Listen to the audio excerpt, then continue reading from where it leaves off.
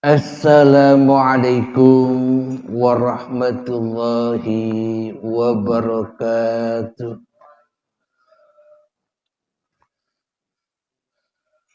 Bismillahirrahmanirrahim. Ashhadu an la ilaha illallah wa ashhadu anna Muhammadar Rasulullah. Allahumma salli ala sayyidina Muhammad wa ala ali sayyidina Muhammad. Rabbi israh li sadri wa yassir li amri wahlul 'uqdatam min lisani yafqahu qawli. Amin. Bismillahirrahmanirrahim. Salam hormatku, salam ta'zimku buat para sahabat-sahabatku tercinta, baik yang ada di dalam ataupun yang ada di luar negeri. Semoga kita semua senantiasa di dalam lindungan Allah Subhanahu wa ta'ala. Amin ya rabbal alamin.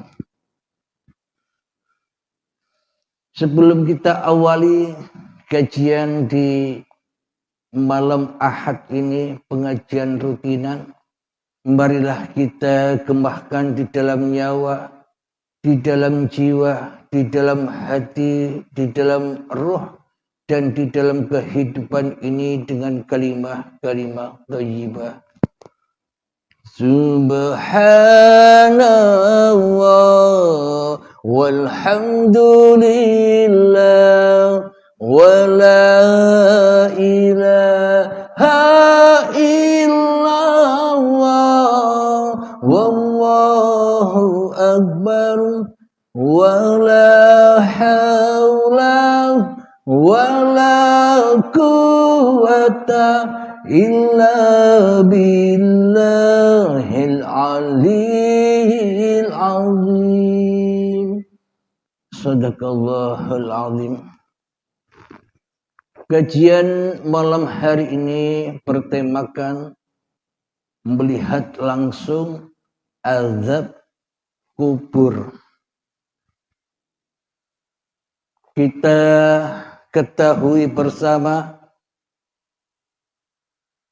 kiasan tentang azab kubur itu digambarkan ketika manusia sudah ditinggal oleh hidupnya. Kemudian jasad sendirian, badan sendirian dipendam di dalam tanah dan dikisahkan di dalam tanah, badan dimakan untuk santapan cacing-cacing tanah dan menerima azab di dalamnya. Itulah cerita yang kita dengar selama ini. Alhamdulillahirabbil alamin. Sedang di sisi Allah, apakah azab kubur itu? Azab kubur di sisi Allah adalah hati yang ingkar kepada Allah. Azab kubur itu hati yang sombong kepada Allah. Azab kubur itu adalah hati yang syirik kepada Allah. Dan azab kubur itu adalah hati yang selalu menyerupai Allah, yakni dengan tanda-tanda Allahnya gaib, manusianya yang wujud. Allahnya mati, manusianya yang hidup. Allahnya lemah, tak berdaya, manusianya yang merasa berkuasa atas segala apapun, atas aktivitas di dalam kehidupan ini. Itulah yang disebut ahli kubur di sisi Allah. Karena kematian di sisi manusia dan di sisi Allah pun juga beda. Kalau kematian di sisi manusia adalah mati secara jasmaniahnya, badannya yang mati. Itu anggapan mayoritas manusia tentang kematian. Sedangkan kematian di sisi Allah adalah kematian jiwanya, kematian kesadarannya di dalam bertuhan. Itulah yang dimaksud kematian. Ketika Adam dan Hawa memakan buah yang terlarang, yakni memakan buah kehidupan, buah jasmania ini diakui sebagai hak miliknya Adam dan Hawa, maka seluruh apapun yang tergerak di antaranya, di antara hidup dan badan ini, yakni aktivitas-aktivitas manusianya selalu dan selalu kembali kepada nafsi. Diakuilah semua adalah milik manusianya. Salat diakui milik manusianya, ibadah diakui milik manusianya, ilmu diakui milik manusianya, kekayaan diakui milik manusianya, harta diakui milik manusianya. Itulah tanda-tanda azab kubur, yang mana di dalam hati kita selalu terngiang-ngiang tentang babagan yang selain Allah. Itulah hati yang mati, jiwa yang mati. Kalau sudah mati jiwanya, mati hatinya, maka dipendam oleh Allah di dalam kuburan. Berupa apa kuburannya? Badan-badan yang dari tanah inilah kuburan-kuburan hawa nafsu, kuburan-kuburan jiwa yang sesat, kuburan-kuburan orang yang tak punya iman. Karena di dalam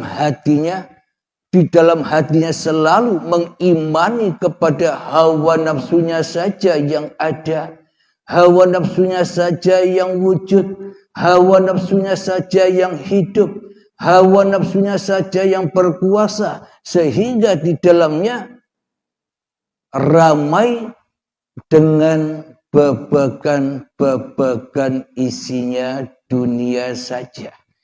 Inilah yang dimaksud azab kubur itu. Hati yang tersesat, hati yang tak bisa pulang kepada lillahi ta'ala. Karena di dalam hatinya lebih iman, lebih takwa kepada hawa nafsu kita sendiri. Lebih mempertuhankan iblis dan setan daripada mempertuhankan Allah.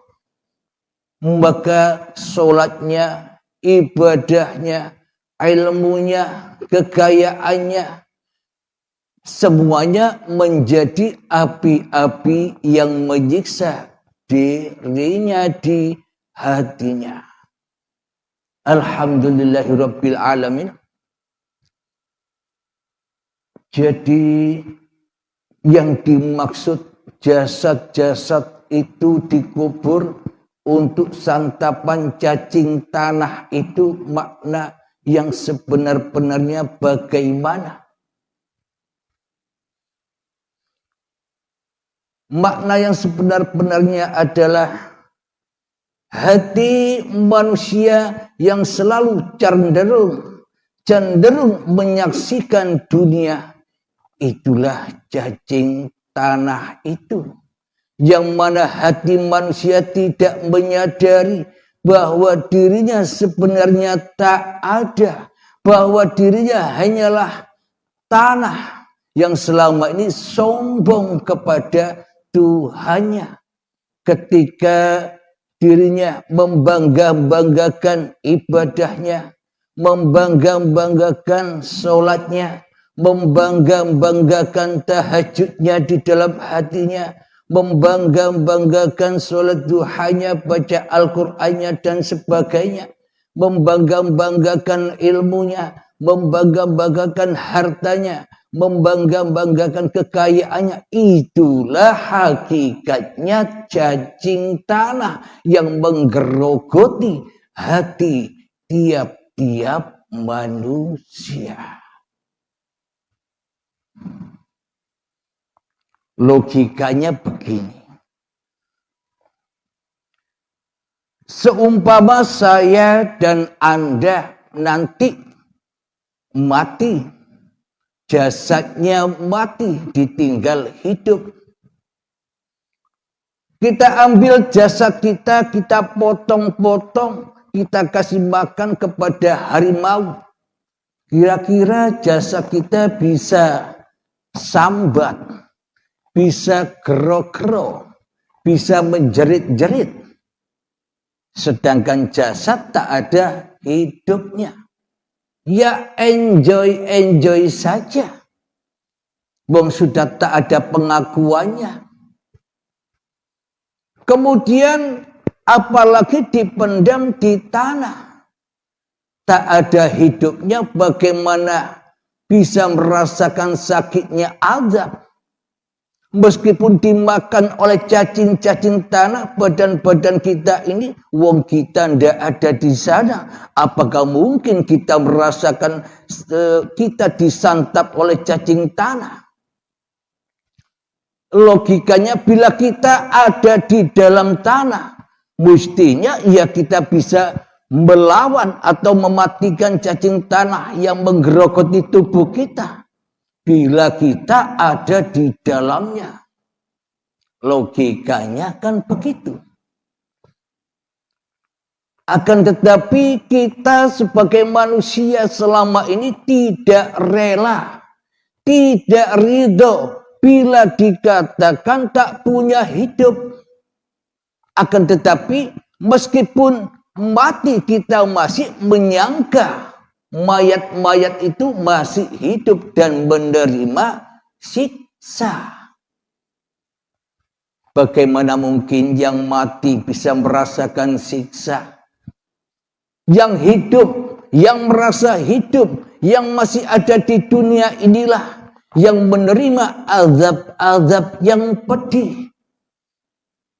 Contoh, ketika seumpama kita banyak hutang online seumpama. Pagi kita ditagih, siang kita ditagih, sore kita ditagih, malam kita ditagih. Betapa pusingnya diri kita. Uang tak punya, pinjaman online nagih-nagih terus, pusing 7 keliling. Akan tetapi ketika saat kita tidur, apakah kita masih pusing? Ketika tidur nyenyak kita sudah hilang pusingnya. Kenapa? Karena kita sudah tidak ada. Karena kita sudah tak mengurusi dunia lagi. Karena kita sudah melepaskan dunia. Namun ketika bangun, bingung lagi, sumpek lagi, sakit lagi, terbakar lagi hatinya. Inilah tanda-tanda dan inilah kita menyaksikan langsung azab kubur. Yang mana azab itu hanya bagi orang-orang yang sombong kepada Tuhannya.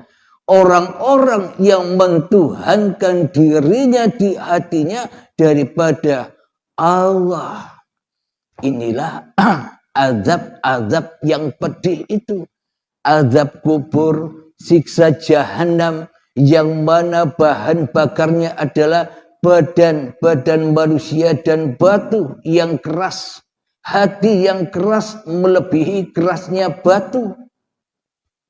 Kapan adanya siksa jahanam itu?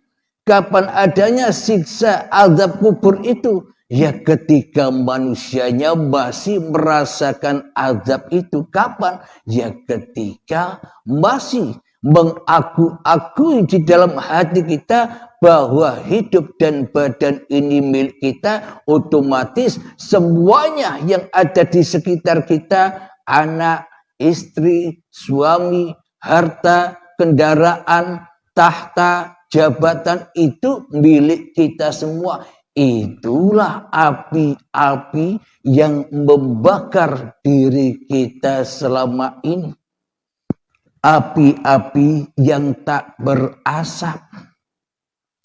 Yang mana kita diazab abadan abada selama-lamanya. Hingga waktu yang ditentukan. Kapan? Ketika datangnya syakaratul maut. Ketika datangnya hari pembalasan, hari perhitungan. Ketika sudah dipasrahkan dengan rela dan ridho atau dengan keterpaksaan hidup dan badan ini. Alhamdulillahirabbil alamin. Jadi azab kubur, siksa kubur, neraka jahanam bila kita mati di dalam kuburan tanah yang kita terka sebagai alam baka, sebagai alam siksaan selama ini, kira-kira kalau sudah mati, sudah bebas atau belum dengan azab Allah? Jika manusianya sudah mati, berarti manusianya sudah kembali kepada keadamannya. Manusia kembali ke asal-usulnya. Maka dari itu Al-Quran menyebutkan, bila ada musibah, ucapkanlah, inna lillahi wa inna ilaihi raji'un. Sesungguhnya dari Allah dan sesungguhnya kembali kepada Allah. Secara logikanya, bila manusia sudah kembali kepada Allah lewat kematian, apakah manusia masih bisa mengaku-akui bahwa hidup ini hidupnya manusia, bahwa badan ini badannya manusia, bahwa ilmu ini ilmunya manusia, bahwa harta ini hartanya manusia, bahwa ibadah ini ibadahnya manusia? Apakah kita masih bisa mengakui ketika nyawa sudah keluar dari tubuh ini?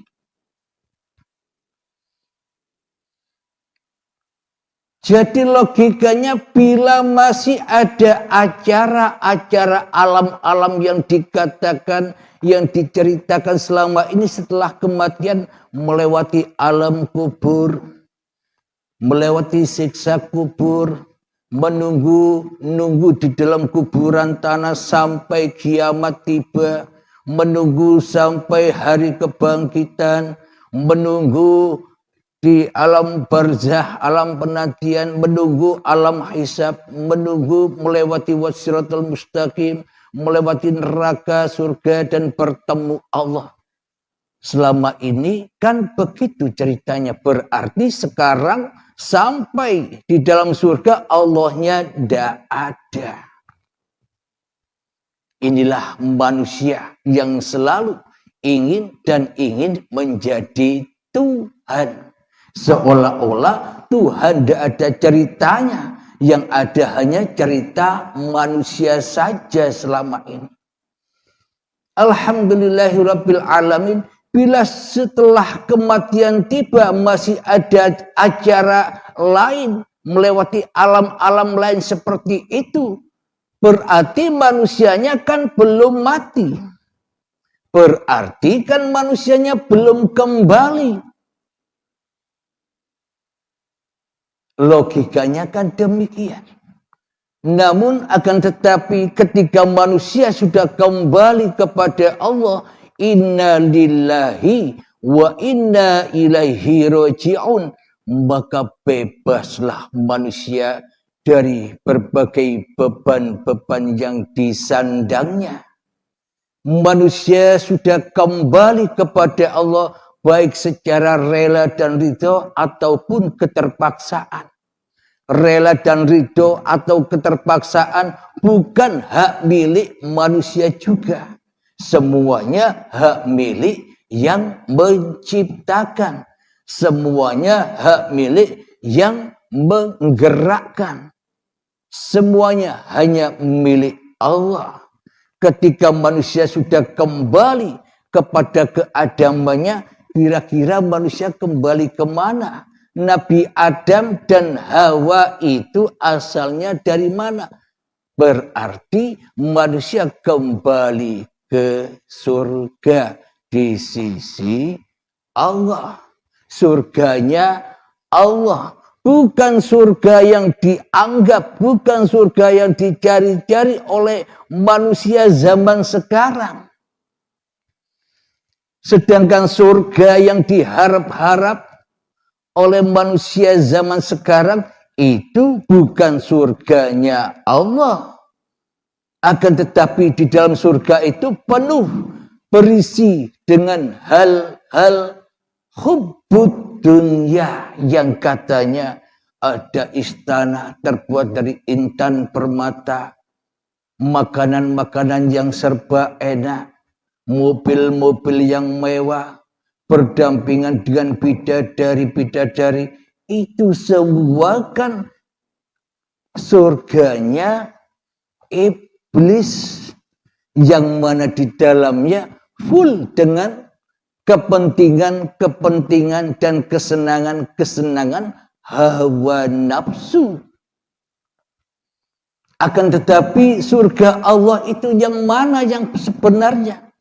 Surga Allah sebenarnya manusia selama ini tidak berharap masuk ke surganya Allah, melainkan masuk ke surganya Dajjal atau iblis, yang mana masih cinta dengan berbagai macam kepentingan-kepentingan hawa nafsunya. Apakah surganya Allah yang tak pernah diharap-harap oleh manusia itu?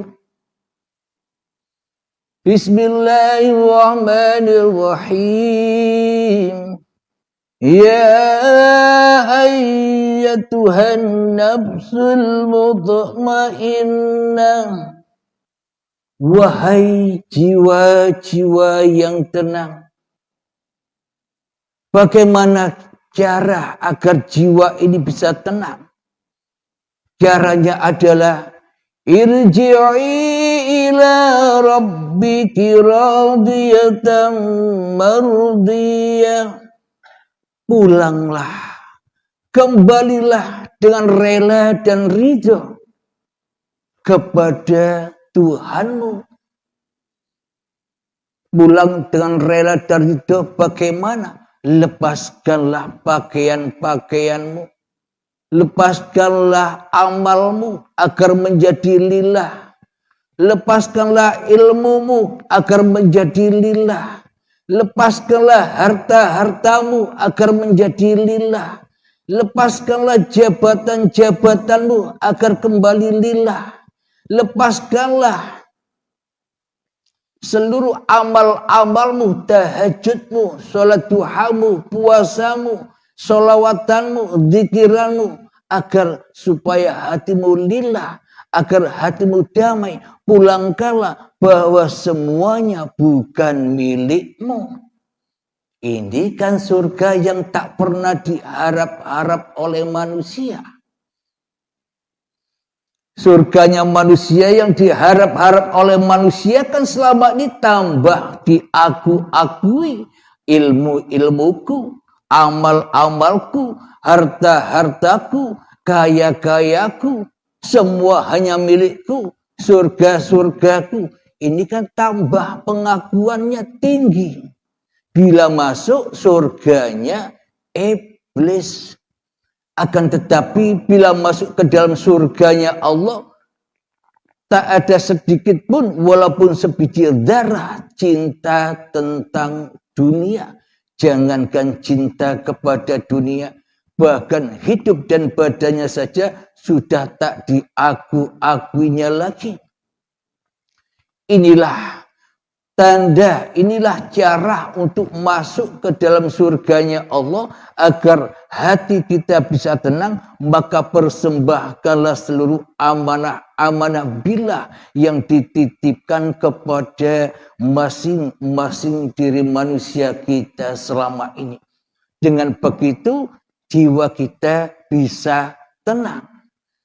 Dan kemudian wadkhuli fi ibadi, ketika sudah dikembalikan semua, dipasrahkan semua, diserahkan semua hak milik Allah, itulah yang dimaksud agama Islam. Agama yang selamat, agama yang sentausa, agama yang damai, yang berhak dimiliki oleh seluruh manusia. Karena seluruh manusia itu sama-sama ciptaan Allah, sama-sama hamba Allah, sama-sama digerakkan Allah, sama-sama diperankan Allah, apapun saja perannya.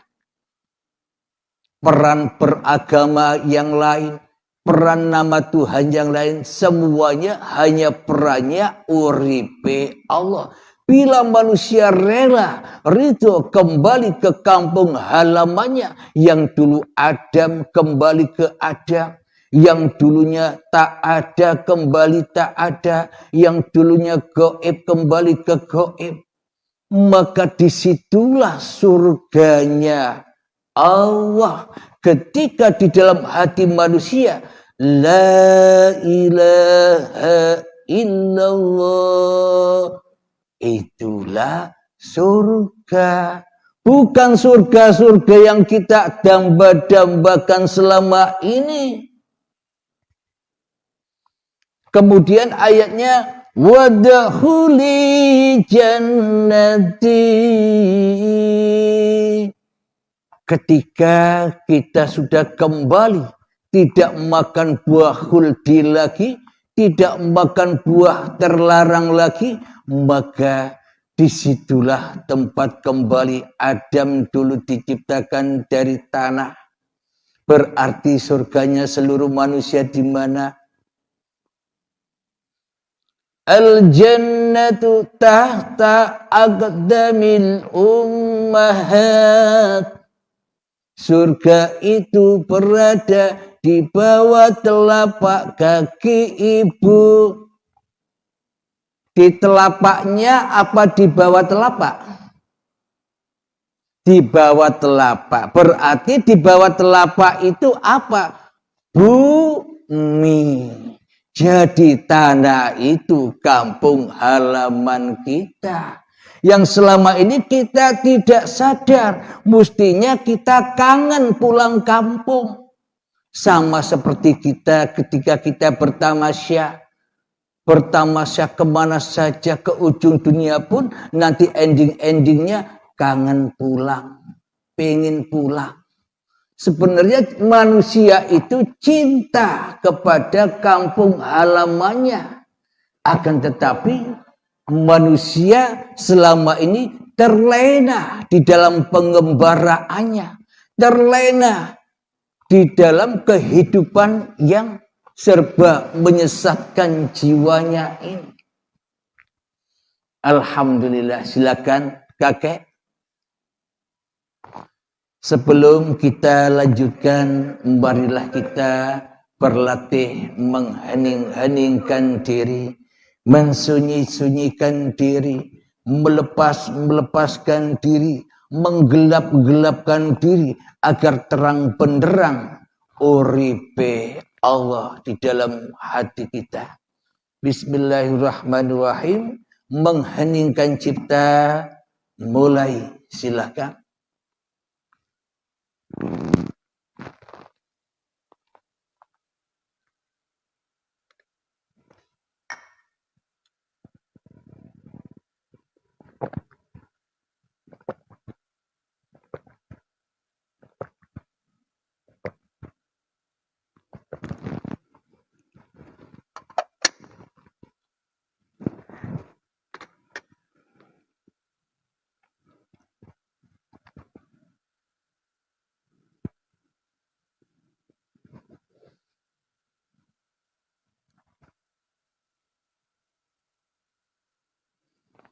Alhamdulillahirabbil alamin, mengheningkan cipta selesai. Bismillahirrahmanirrahim.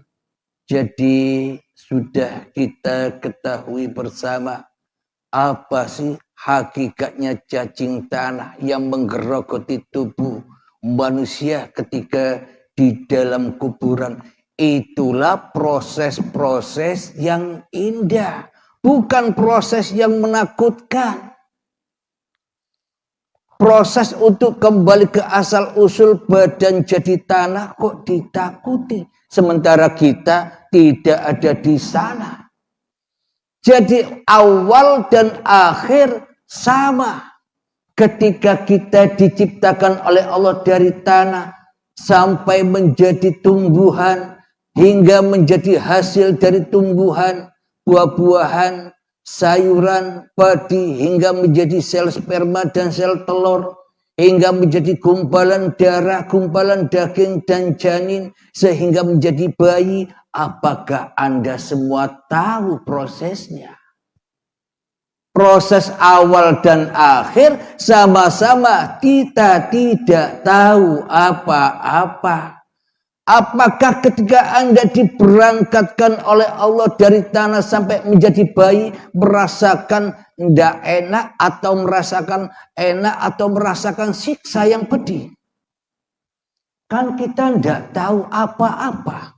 Ujuk-ujuk tiba-tiba lahir ketika saat detik-detik akil balai mulai berperan menjadi Tuhan.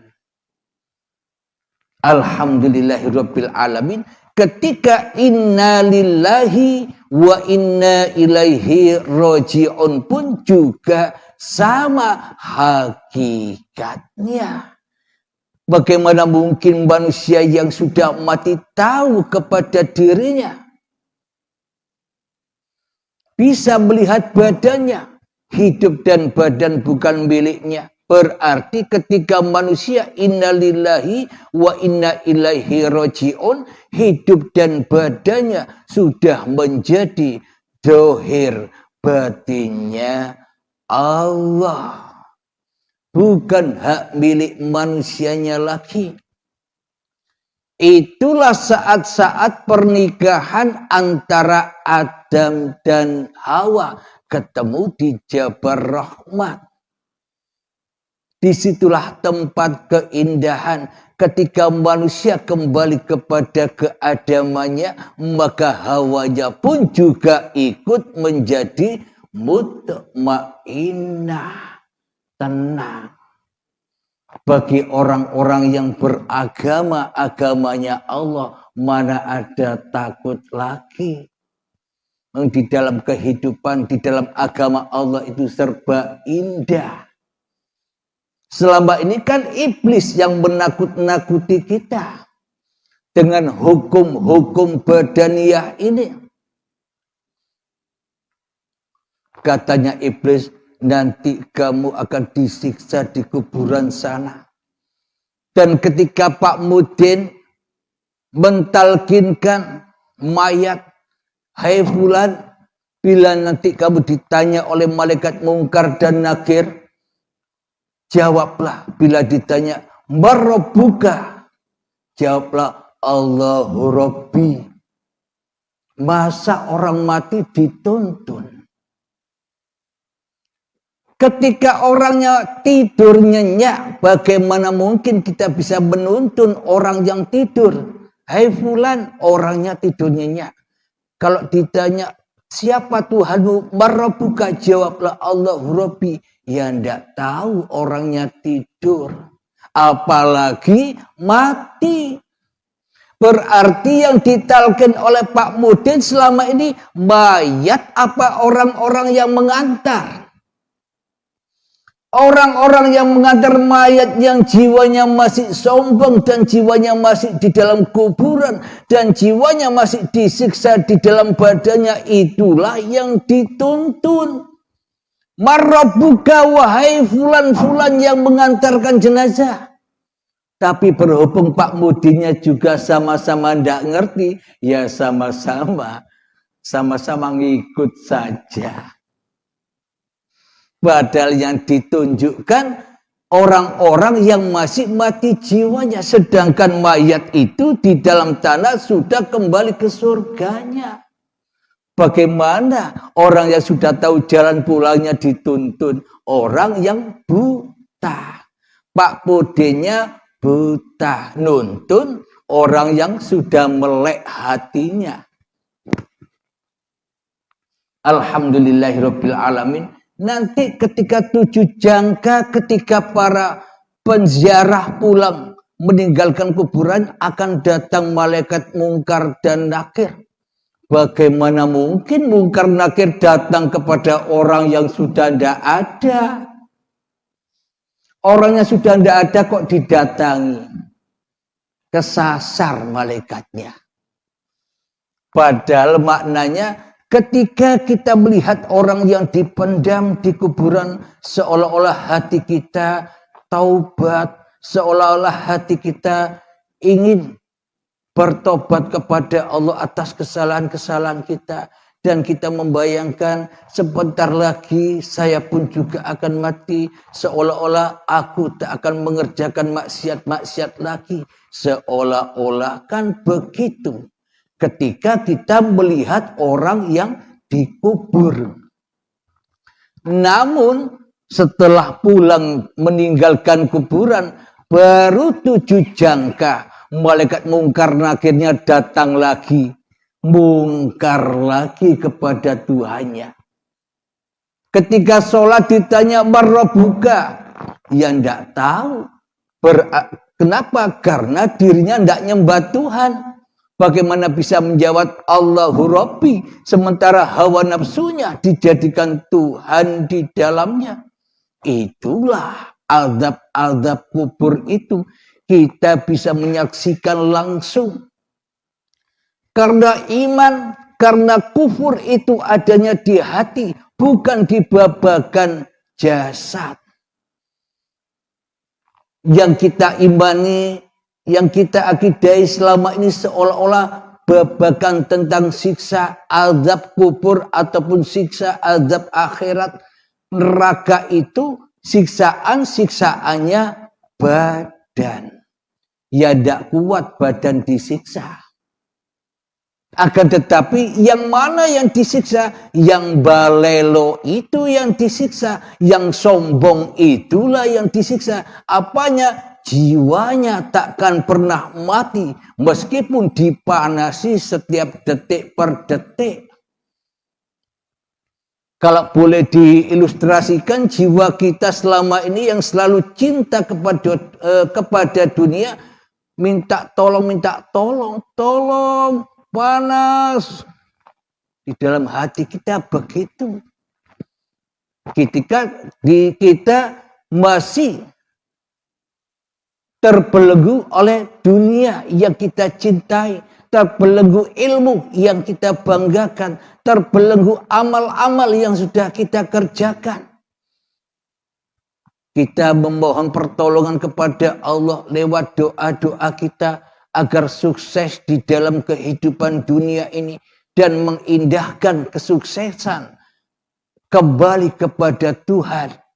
Karena yang kita impi-impikan hanyalah kepentingan hawa nafsu saja dan kita melalaikan kepentingan Tuhan. Apa kepentingan Tuhan? Kembalikan dirimu segera. Adamkanlah. Lewat baiat atau lewat mati sebelum mati. Lewat hening. Alhamdulillahirabbil alamin.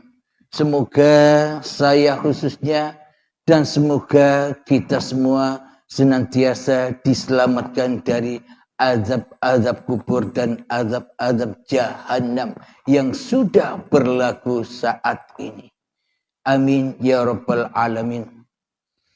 Sebelum kita akhiri kajian di malam ini, marilah kita gembahkan sholawat dolimin tabul bala Allahumma salli ala sayyidina Muhammad wa azgili zalimin bizalimin. Allahumma salli ala sayyidina Muhammad wa asghili zalimin bi zalimin wa ahrijna min bainihim salimin wa ala alihi wa sahbihi ajma'in. Alhamdulillahi rabbil alamin. Allahumma ya qadiyal hajat, Allahumma ya mujibad da'wat, Allahumma ya rafi'ad darajat, Allahumma ya muhillal muskilat, Allahumma ya syafiyal amrad, Allahumma ya kafiyal muhimmad, Allahumma ya dafi'al baliyat, Allahumma khtim lana bil iman, Allahumma khtim lana bil islam. Rabbana atina fid dunya hasanah wa fil akhirati hasanah wa qina adzabannar. Akhir kalam. Assalamualaikum warahmatullahi wabarakatuh.